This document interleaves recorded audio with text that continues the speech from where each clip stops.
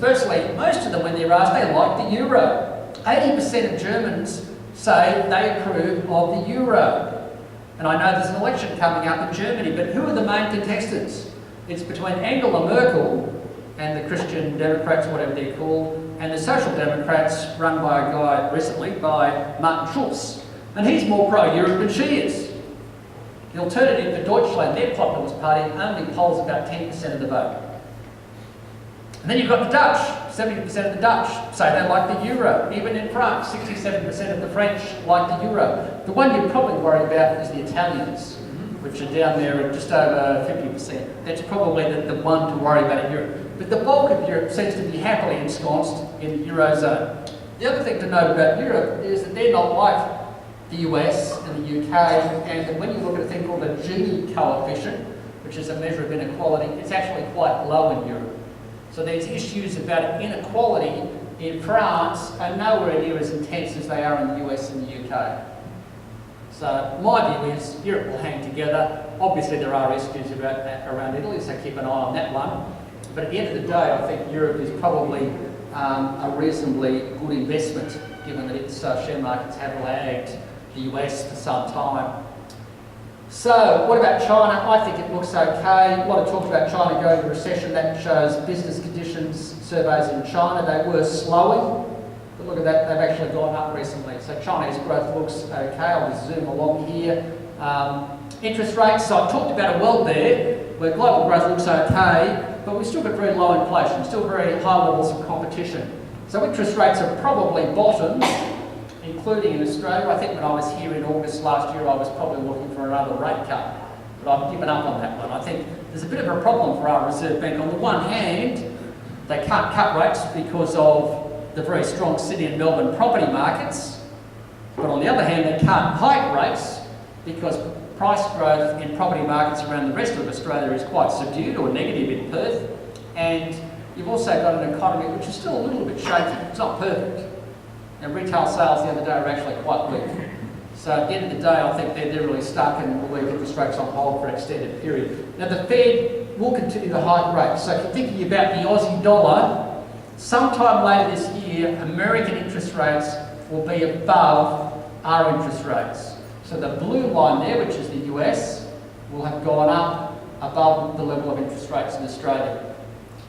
Now if that's the case, it makes it far less attractive for investors globally to park their money in Australia. America will become a more attractive destination to park your money.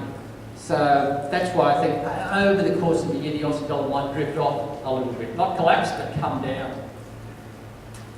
So what about the Australian economy? I would have used these charts were similar a year ago or last August. Story hasn't really changed much, except to say the big slump in mining investment is close to the bottom.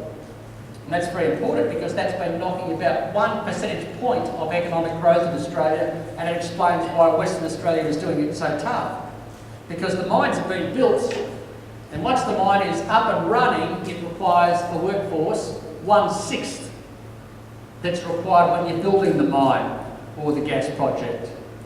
So if you had 1,000 people on the project, now you would only have, 180 or something, 150, 180 on the project. So a substantial reduction in the number of workers required. So that's led to a slump in the Darwin and Perth property markets, and those economies have really struggled over the last year or so. If that starts to bottom out, that means the drag on the Aussie economy, particularly on the mining states and territories, will start to fade.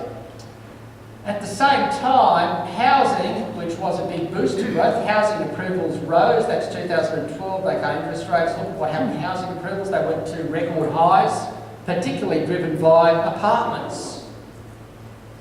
And that looks to me like it's starting to top out. Now, a lady said to me, well, she lives in western suburbs of Sydney and there's cranes all over the place. I think I've chopped out my crane show. Maybe I've got it towards the end. There's cranes all over the place. How can you possibly say that the housing construction boom is nearing an end? What I'm saying is that approvals going through local councils look like they're topping out. And then sometime in the next 18 months, the cranes will start to come down and there'll be less cranes on the skyline. And as a consequence, there'll be a slower contribution to economic growth from housing. But that's probably okay because we don't need housing like we did a few years ago, because the mining investment slump is getting close to the bottom. And then, as Russell pointed out earlier, we've got this massive boom going on in terms of number of students coming here. Education exports, that's our third biggest exporter. So you've got iron ore, you've got coal, you've got students coming to our universities. That's number 3. Tourism, I think, is number 4. And both of those, export earnings from both of those have gone through the roof. So you've got an economy which is sort of moving on again. It was mining, then it was housing, if you like, now we're moving on to other things. So I don't think we're going to get that recession a lot of people fear. We're seeing a rebalancing of the economy. The number 1 performing state today is New South Wales, Victoria is number 2, and the ACT is number 3.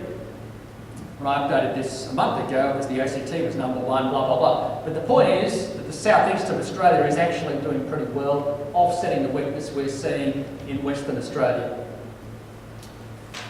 I won't dwell on that one too much, I'll come back to that question. So we've sort of got, I painted a picture which looks okay. Now last year I spoke about the optimal number of drinks, and I struggled to sort of say, what will I do in the middle this time around? And I thought we're in the Southern Cross Club, I'll talk about the pokies.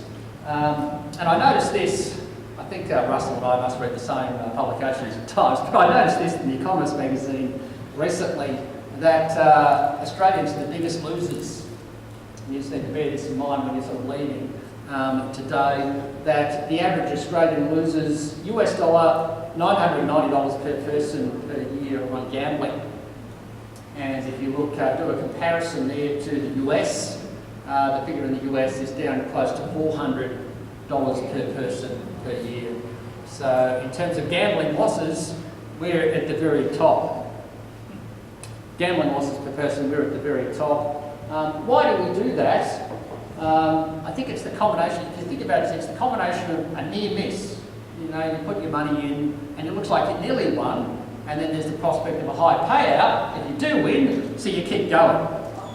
Now, next time I'm around, I'm sure Russell's going to show up with the economics of gambling, because it's something that I thought I could do this if I had some more time. You can do a lot of work on this, and contrasting that with investing in the share market.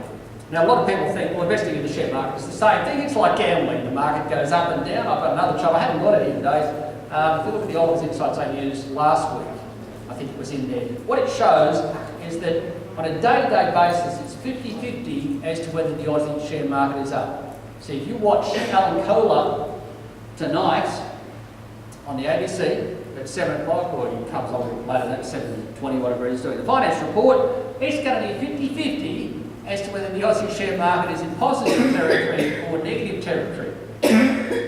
So it's almost like gambling, spreading the roulette wheel. If you look at 1 month, it's about 60%. Just look at the monthly returns. If you look at 1 year, it's 80% probability of a positive return. If you look at decade by decade, it's 100% probability of a positive return. So at the end of the day, you could argue that if you're investing in shares on a day-to-day basis, it is a little bit akin to gambling. But if you invest on a longer-term basis, time is on your side, and particularly when you add in the dividends, you do get a positive return from the dividends, and you end up with a positive return. So it's radically different to gambling. But in any case, what happens, the near misses combined with the big payouts, sees the body release dopamine, and you feel good and you keep going. And that's why Australians have this issue with putting a bit too much money in the pokies at times. Nothing wrong with having a good time, even I do that. Just make sure it doesn't get out of control. You don't let the dopamine get the best of you. In any case, not as good as the alcohol one, is it? I've got to work on that one a little bit more. But the interesting thing there, just note that I also showed those figures a year ago on recommended guideline for drinks per day. And I pointed out that in Australia it's precisely 2 drinks per day, which was the optimum, according to the chart I had at the time. The optimum is 2 drinks per day. Just bear in mind, don't do what that lady did in Bali recently. She saved up, had no drinks, and then she had 37 all at once.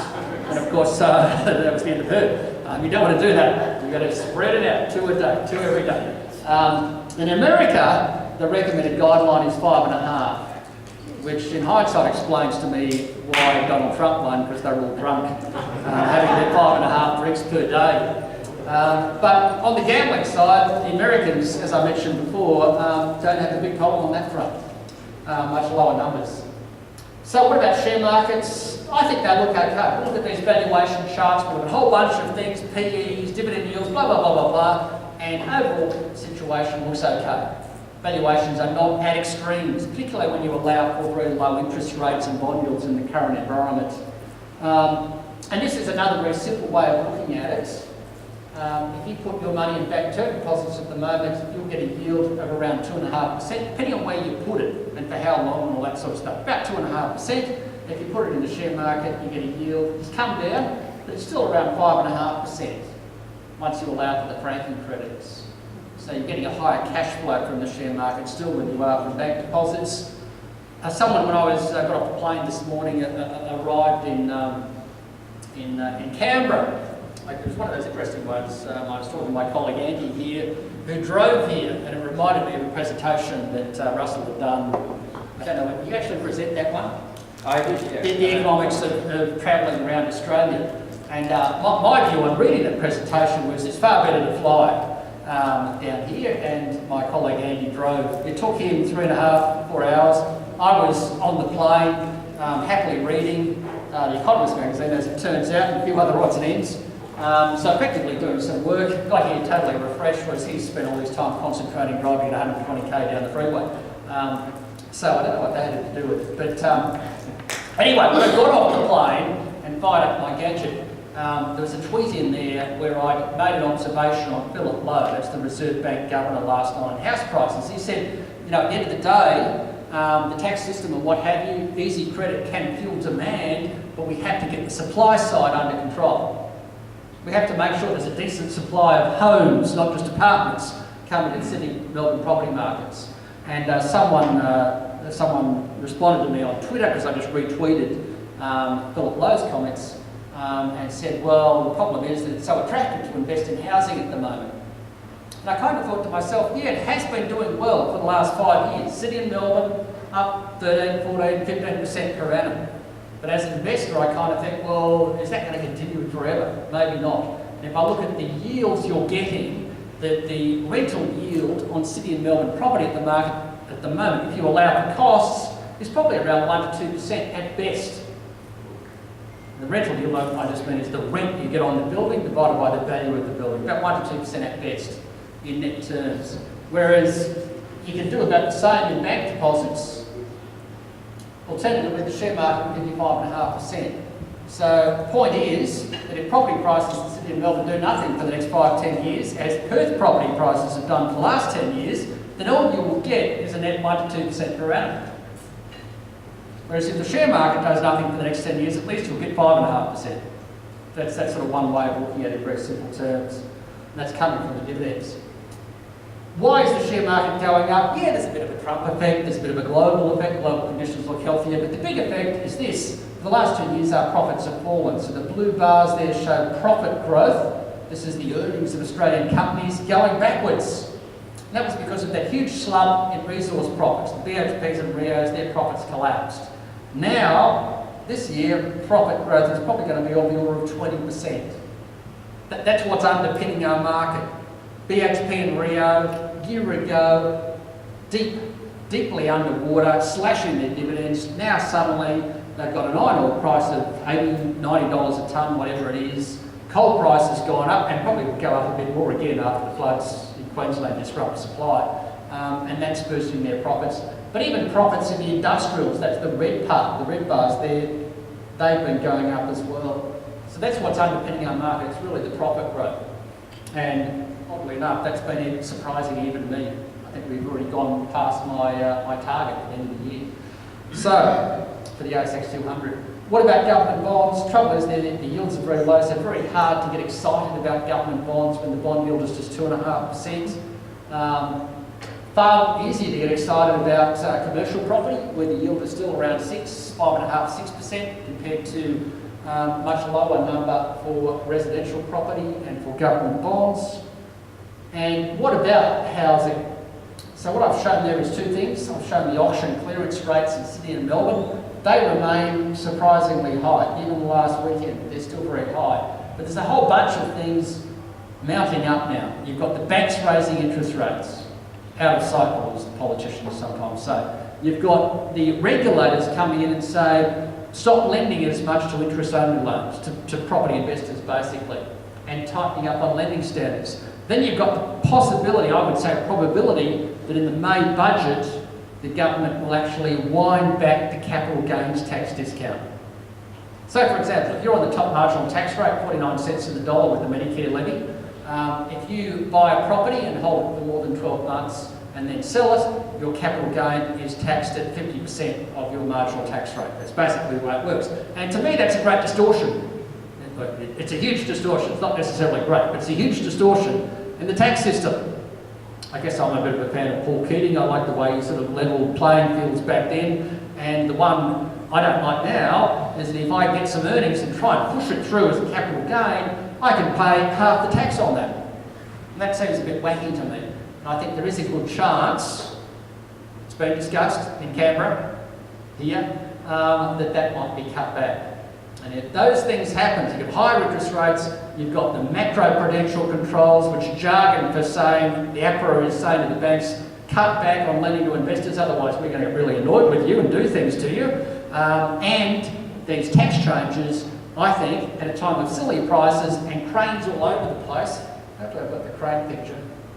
Yeah, there's the cranes. So the number of cranes in Sydney is the red line. The number of cranes in Sydney today is 260 cranes building apartments.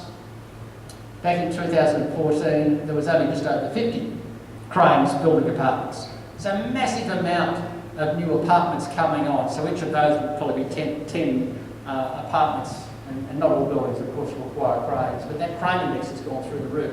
So you've got all those things combined: high prices, changes from the banks, regulatory changes, possible tax changes. I think will lead to a much slower environment. So my best guess, and I've got to call it a guess because a year ago I thought it would slow down when Russell was presenting on Property as well, and it hasn't. My best guess is that the Sydney and Melbourne property markets are going to see a big slowdown over the next couple of years, with possibly prices falling. Flip side is, let's take this other one, the red line there, Perth, I think is getting close to the bottom. That's why I said earlier, you want to buy low and sell high. You're selling out of Sydney and Melbourne. Now, I live there, so I'm not going to sell out. But if you're an investor, and if you want to buy low, you go to somewhere like Perth and have a look over there. So I might wrap it up. I've talked about the Aussie dollar already. We run a process, and that feeds into a lot of funds, some of which Russell uses, and it drives the asset allocation. So it's where the rubber hits the road, so to speak. I don't want to do ads here and talk about particular products because I'm not a product pusher. But we do have a very rigorous process, and this is my day job basically. We look at whether markets are expensive or cheap, where we are in the cycle, what the sentiment is, and so on and so forth. If I see lots of Economist magazine covers and Time covers saying the same thing, then I start to wonder whether confidence is too high regarding that thing.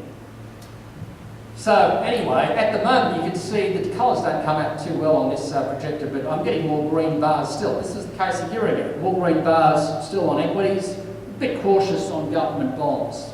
And so consequently, when you look at one of the funds we run called the Dynamic Markets Fund, you can see we have a bias towards growth assets. That's particularly equities. And one of the markets we like particularly is the Eurozone share market. And so we're feeling kind of happy at the moment because so far this year, the European share markets are actually the star performers, followed by the US, followed by, I think, Australia and then Japan in that order, roughly speaking. But Europe, to me, looks like good value, and we've certainly reflected that in this fund and a lot of the other funds we manage. So I might leave it there. That's the summary. This is summary there. Anyway, there's the usual disclaimer, which the disclaimer would say that it's down the end there somewhere that I wasn't here, you weren't here, you will imagine this. No, basically it says I can't provide specific advice, but he can. I can just give you a general commentary. So hopefully we've got time for questions. Yeah, questions, yeah.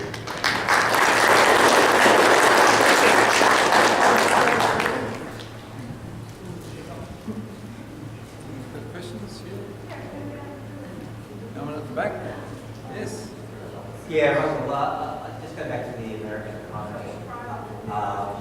That economy, a very high percentage of the economy is in health, social services, and defence. Yep, services. All three areas where it's very difficult, if not impossible, to get cuts in expenditure. It also seems unlikely that Trump will be able to put together a massive restructure of their tax system in the current environment. So all of that suggests that the economy itself, which is already on the way to $20 trillion of debt, is likely to go further into debt. Wouldn't that likely affect their credit rating? And if it affects their credit rating, what is the flow-on effect to international markets if suddenly they go from a AAA credit rating to their rating now? I'll let Shane answer that because that's a quite complex question. It is a quite complex question, and what I think you're referring to is government spending in the US is dominated by those things. The areas where you can cut back are the areas, you may recall a few weeks ago, Donald Trump put out his proposed budget. Big State Department down 30%, the Environmental Protection Agency virtually wiped out. Horrific numbers, but he's talking about a very small portion of the budget. So yeah, you're right. If you're going to do anything on infrastructure or tax cuts, you're going to end up with a bigger budget deficit in the US. And there was one chart there that Russell showed the budget deficit in the US. It had been falling from, I think, about 10% of GDP. It's now about 3%. It's now projected to start getting worse again. So some people have been talking about a budget deficit blowout because of Trump of the order of 1% of GDP. So we'll just add to that blowout again. A couple of points on that. Could that risk a ratings downgrade? The answer is yes. To some degree, some of the ratings say, well, the agencies, there's three main agencies, there's Moody's, S&P, Standard & Poor's that is, and Fitch. Back in 2011, when they did lose their AAA rating, it was Standard & Poor's who downgraded them. The other two weren't that fast. One of the reasons they're not too fast is that America's borrowed it all in US dollars. So at the end of the day, they can just pay it back in US dollars, get the Fed to print some more if you want to cut to the chase. But obviously there is an issue there. America does have a huge budget deficits, a public debt problem. I think you said $1 trillion. I often think in terms of a share of GDP, it's about 100% of GDP. So their public debt is 100% of GDP. R1 is a fraction of that. I forgot the precise number now. It's probably about 25, 30, 25.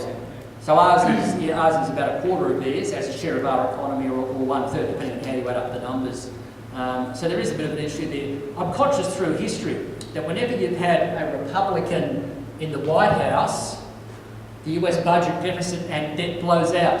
Nixon, Reagan, the Bushes, now probably Trump. Whenever you've had a Democrat, this is perverse in a way, whenever you've had a Democrat, it's gone the other way. Carter to a lesser degree, but particularly Clinton and Obama. They brought the budget deficits and debt under control. Despite what the Republicans like to say, it always seems to me that the Republicans hate budget deficits when there's a Democrat in office, but when they're in office, they love it. So that strikes me as a bit perverse. Why might that be the case? They have some perverse strategy of starving the beast. So they think, well, we'll cut taxes, slash them, and then that'll blow the budget deficit out. Then the Democrats will come along. We won't let them, because we've still got some control of Congress. We won't let them raise taxes. We'll force them to cut spending. And that's often been their theory on how to control things. But yeah, historically, the record has been budget and debt blowouts under Republicans, and Trump, of course, is a Republican. But it is an issue. It does concern me. I think they really do need to get that issue under control. We worry about Australia's public debt, but it's a non-event compared to theirs. No, that's right. I think the only thing is that it's pretty hard to control the US government debt, and they're probably not going to do much about it in the next 5 or 10 years, so it's probably never going to a downgrade somewhere along the line. But who knows when it's going to happen. But yeah, it's one of those things we don't really know. Do I reach that one other point? But the reason they're getting away with it at the moment is because interest rates are very low. So their actual interest cost on their massive debt is actually, I think, at very, very low levels historically. The other point, Russell made a point about the debt ceiling in America soon being reached, and there's another aspect to that. There's two things happening. April 28th or 29th, the continuing funding resolution in the US will run out. So if they don't agree to pass another continuing funding resolution, budget resolution, then the US government will shut down in late April going into May, and that's what happened back in 2013. And then later this year, somewhere around July, August, depending on how much money Treasury's got under hollow logs, I think they used to call it, in reserve, they will reach their debt ceiling again, and that will need to be increased. So they're two things to watch out in the US. My feeling is both of them will probably be avoided and they'll fix it up, but it might be one of these just-in-time events. As we saw back in 2013, I think they fixed it up just before the debt ceiling. They came to the wire. It's not a good way for a developed, advanced economy to operate. I think everyone's happy, yeah? Oh, there, Paul? You mentioned capital gains might be on the agenda for money budget. What about negative gearing? That's a good question. I threw one out there and left the other one off purposely. Everyone has very learned views about this. My perspective is that, firstly, I think the basic problem in Sydney and Melbourne lately has been a lack of supply. Sydney is one of the most undersupplied cities in Australia relative to population demographic demand. And the fact that we're not seeing a surge in property prices at the moment in Perth, they're going backwards, Adelaide, Brisbane, blah, blah, but they all have access to negative gearing tells me that it's not just a negative gearing problem, that there's something else going on here. Therefore, again, it's a supply issue that we've really got to get under control. The problem is that once prices start, say demand picks up, there's a bunch of immigrants come along, or suddenly the birth rate goes up and more families being formed, whatever. So demand goes up, not enough supply, prices start rising. The combination of negative gearing and the capital gains tax discount may make that market more speculative.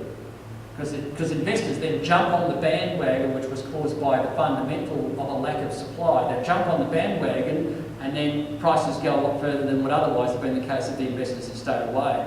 So I think we do have to do something about it, but I think the biggest problem is the capital gains tax discount. Because negative gearing is just the normal working of our tax system, which enables you to deduct costs against income earning, and I think the capital gains tax discount is a huge distortion. Now, why should you get a 50% discount on your capital gains tax bill just because you hold something for more than 12 months and you speculated in property? If you started a company up, then I'd think differently, but you probably didn't. You speculated on property. But Russ and I were talking about earlier, people who negatively geared 10 properties, putting through a massive amount of benefits, I think that needs to be looked at. So first one I would do is go back to the Paul Keating approach, capital gains tax at the full rate on the real capital gain. No discount anymore, and I'd probably put some sort of cap on negative gearing, maybe around the $1 amount you can treat as a loss each year. I know they're all complicated. Labor wants to restrict negative gearing to new properties. I reckon that will squeeze out my kids from getting a new property, so I don't really like that solution, but maybe there should be some sort of cap at the total amount that you can put through your tax system.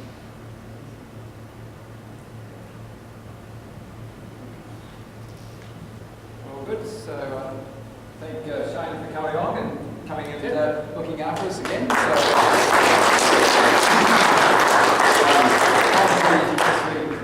Thank you there from us. So the commentary is that Shane's always out on the TV, and you've probably seen a couple of minute grabs that he was commenting on various things, and he's got to be on the ball for all sorts of topics, from the currency to housing to interest rates. So we've got to keep across a whole range of issues on an ongoing basis. So his time is very valuable, and he's got to also manage, as you said, one of the last graphs was showing you what we call a stoplight system of investments. Red means stop, orange means maybe, and green go. He's got to manage that, and that's we call it the looking after the funds management flows of money. So he's got that under control as well. So he's got quite a bit on his plate. So we're lucky to have him. So we really appreciate him coming down. Thank you. So there's a little bit more food at the back there if you want to take. But you can stay here for 3 o'clock if you're talking amongst yourselves or whatever. So we'll go from there. Thanks very much. Thanks for coming.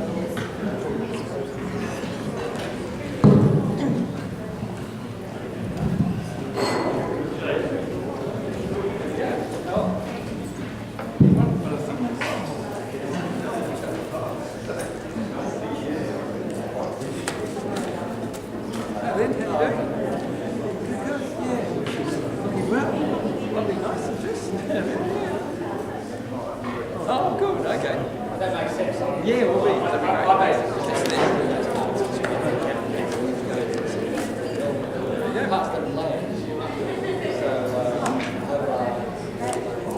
There we go. Good. There you go. Keep it well. Hope you enjoyed it. So come on. Yeah, that's right. I've got you in the boring. Yeah, that's good. So we'll go through things then and tell you where it's up to. So it's all going good. That's amazing. And as I said, I think a few issues with Trump, but I think overall from the US is okay. So we'll carry it through. So that's good. That's right. Yeah, I don't think that happens. So it's because it doesn't have the money for starters. So. Well,